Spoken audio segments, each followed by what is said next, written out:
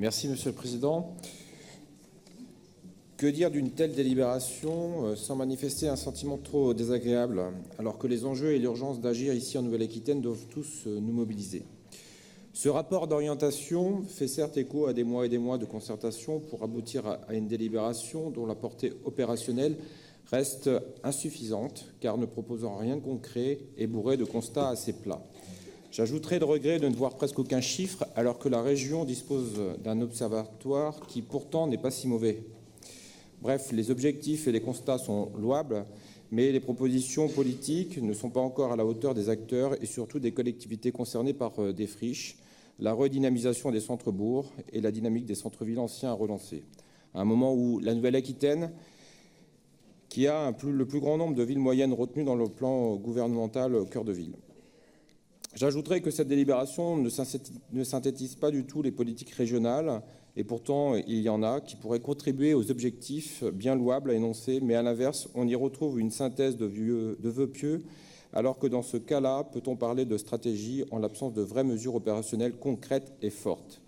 Monsieur le Président, qu'auriez-vous dit si une telle délibération avait été écrite sur le développement économique et la recherche industrielle ? Pourquoi la Nouvelle-Aquitaine n'a-t-elle pas une véritable ambition sur ces sujets-là? Alors que la Bretagne a lancé un appel à projets sur les centres-bourgs et centres-villes en 2017, avec plusieurs dizaines de millions d'euros pour les villes retenues, et que la région Grand Est semble se diriger vers un accompagnement du plan d'action cœur de ville qui permet d'augmenter de 30% le nombre de villes soutenues.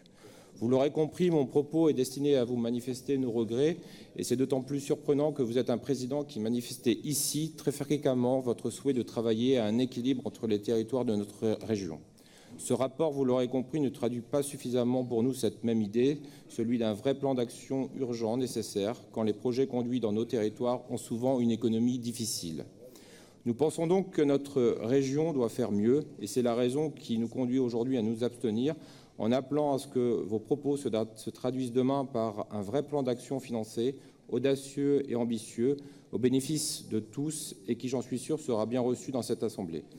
Merci de votre attention, Monsieur le Président.